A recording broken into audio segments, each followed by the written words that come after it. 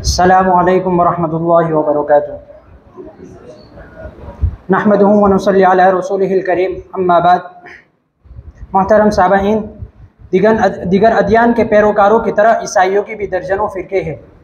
अगर हम गाइराना व आक़ीदाना तौर पर मुताला करेंगे, जैसा कि हमारे मुहक्किकीन हज़रात ने हमें बताया है, तो हमें मालूम होगा कि आज की ईसाई दुनिया में 117 फ़िरके पाए जाते हैं। लेकिन उनमें भी जो सबसे मशहूर और मारूफ जो फ़िरके हैं वो 3 फ़िरके हैं। लैपटॉप आ गया, पीपीटी नहीं आ रहा। लैपटॉप आ गया, पीपीटी नहीं आ रहा।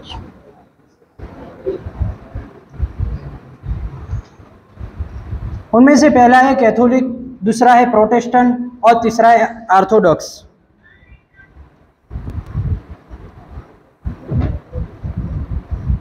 आज मुझे जो उन्वान मिला है वो इन्हीं 3 फ़िरकों के बारे में मिला है और मैं इन 3 फ़िरकों के इन निकात पर बात करूँगा।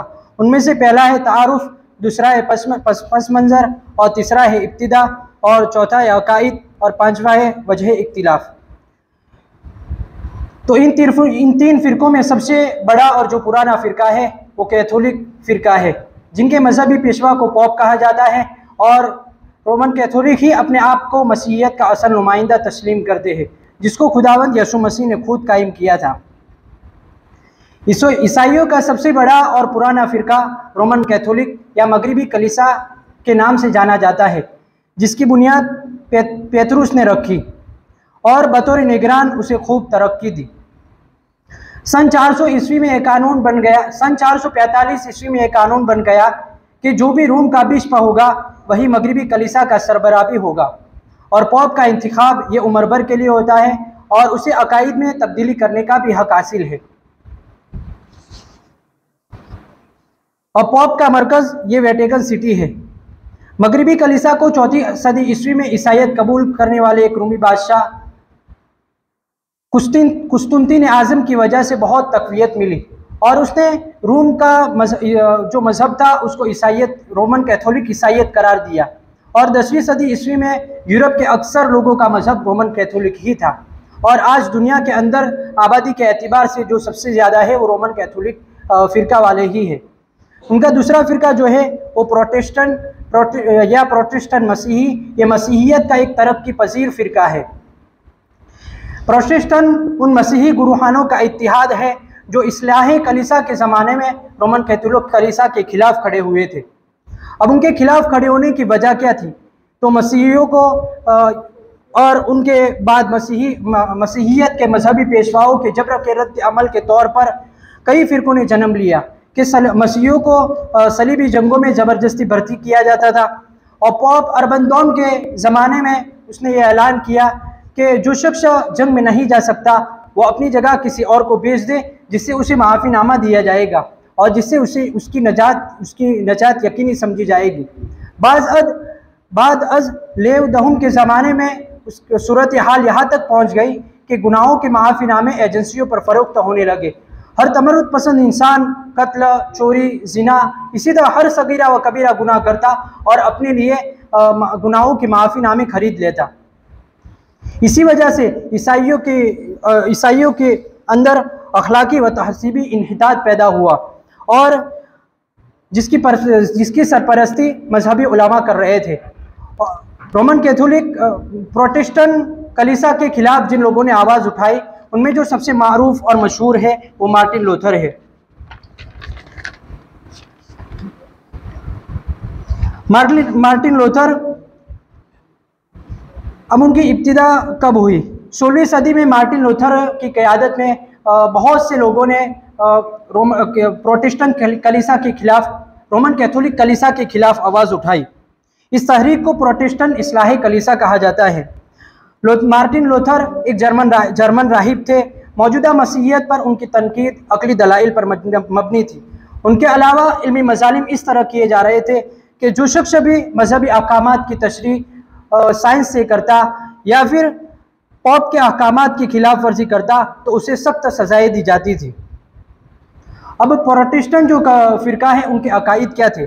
तो प्रोटेस्टेंट पापाइयत खुदा और इंसान के दरमियान किसी भी वास्ते के खिलाफ है और उनका मानना है कि गिरजाघर को इंसान को बख्शने का कोई हक हासिल नहीं है और न ही इंसान को राहिब बनना चाहिए। और प्रोटेस्टेंट बाइबल की बाज़ किताबों को जाली करार देते हैं। और प्रोटेस्टेंट और जो रोमन कैथोलिक फ़िरका है उनके दरमियान जो इख्तिलाफात हुए उनकी वजह क्या थी। तो सबसे पहले हमें ये याद होना चाहिए कि जो प्रोटेस्टेंट फ़िरका है वो रोमन कैथोलिक के इख्तिलाफात के बाद ही वजूद में आया।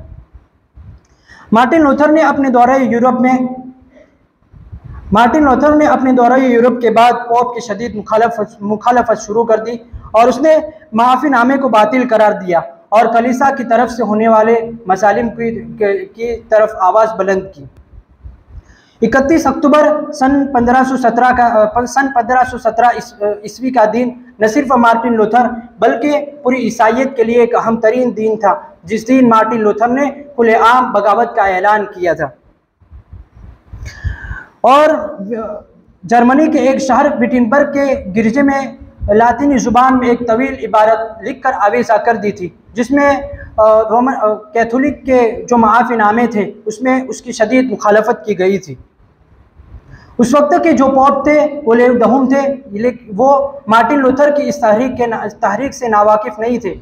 उन्होंने मार्टिन लूथर की इस तहरीक को एक फितना करार दिया फिर और उनकी 41 अकाईद का रद्द किया और अवाम को यह हुक्म दिया कि वो मार्टिन लूथर की किताबों को जला दे। फिर मार्टिन लूथर को उलमा के सामने तलब किया गया, फिर भी मार्टिन लूथर अपने अकाईद पर डटे रहे और अपने मौक़िफ़ से किसी सूरत राज़ी न हुए। चूँकि मार्टिन लूथर के हामियों की तादाद हज़ारों में थी और उनके साथ कुछ शहजादे भी शामिल हो गए थे, इसलिए मुमकिन न था कि उनको सख्त से सख्त सज़ा दी जाए। अब उनका तीसरा फ़िरका ये 11वीं सदी ईस्वी में बाज़ अकाईद की तब्दीली कबूल न करने की वजह से वजूद में आया। जो खुद को ईसाइयत का हकीकी वारिस समझता है, जिसे ऑर्थोडॉक्स चर्च भी कहते हैं, उनका अकीदा है कि इंसान खुदा के हुक्म की खिलाफ वर्जी करते हुए अपनी असल नेकी से गिर पड़ा, जिसके नतीजे में वो खुदा की हकीकत से महरूम हो गया। और उनका अकीदा ये है कि वो कलीसिया के जो पैरोकार अवलिया है उनको वो बहुत इज्जत देते हैं और तस्वीर को ममनू समझते हैं और चर्च के जो इंतज़ामात है वो मुशावरत से तय करते हैं। और आज भी दुनिया के अंदर जो आबादी है ईसाइयों की, ये 2023 का रिपोर्ट है जिसमें बताया गया है कि ईसाइयों की आबादी आज दुनिया के अंदर 2.38 बिलियन आज ईसाई दुनिया के अंदर मौजूद है। उनमें से कैथोलिक जो फ़िरका है वो उनकी आबादी 1.3 बिलियन है और इसी तरह दूसरा जो फ़िरका है प्रोटेस्टेंट, उनकी आबादी 800 मिलियन है और तीसरा फ़िरका जो है ऑर्थोडॉक्स, उनकी आबादी 4.94 लाख उनकी आबादी है।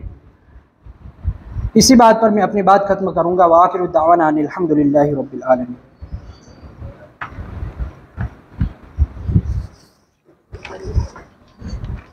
अब आखिर में ईसाइयों के मशहूर